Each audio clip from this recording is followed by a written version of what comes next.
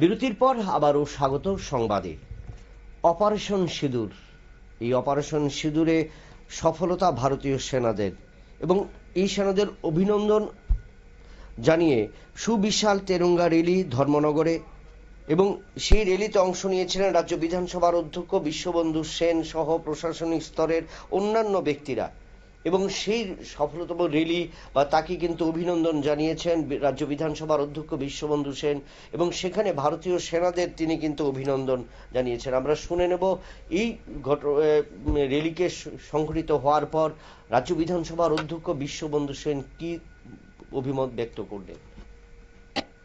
নির্দিষ্ট আমাদের ভারতীয় জনতা পার্টি দলের নয়, এটা আম জনতা, ভারতবাসী, ভারতবর্ষের মানুষের হৃদয়ে আবেগ আজকে এখানে বহিঃপ্রকাশ হচ্ছে।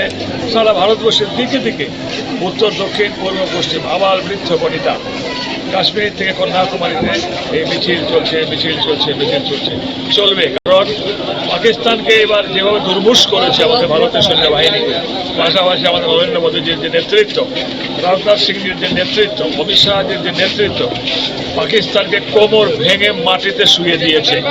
কি আকাশ যুদ্ধে, কি স্থলযুদ্ধে, কি নৌবাহিনী যুদ্ধে, তারই আনন্দ উচ্ছ্বাসের বহিঃপ্রকাশ। আজকে ভারতবাসী এক হয়ে রাস্তায় নেমেছে, ময়দানে নেমেছে আমাদের তেরঙ্গা উৎসব করার জন্য।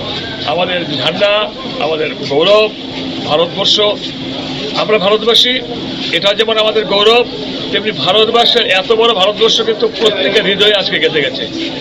প্রত্যেকের হৃদয়ের মধ্যে ভারতবর্ষের ছবি এঁকে এঁকে হাতে তেরঙ্গা ঝান্ডা নিয়ে এগিয়ে চলছে। এটাই তেরঙ্গার উৎসবের আজকে সবচেয়ে বড় প্রমাণ এবং তেরঙ্গা যাত্রার সবচেয়ে বড়।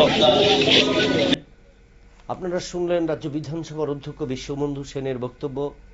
স্থলবাহিনী, নৌবাহিনী এবং বিমান বাহিনীর আক্রমণে পাকিস্তানকে কিভাবে জবাব দিয়েছে ভারতীয় সেনারা, এবং তাকে ঘিরেই কিন্তু এই বিজয় উৎসব বা তেরঙ্গার পদযাত্রা গোটা দেশের সাথেও কিন্তু ধর্মনগরে অনুষ্ঠিত হয়, এবং এই পদযাত্রাতে কিন্তু প্রত্যেকে কিন্তু অংশগ্রহণ করেন। এখন খবর এই পর্যন্ত। পরবর্তী সংবাদের জন্য নজর রাখুন নিউজ ভ্যানগার্ডে।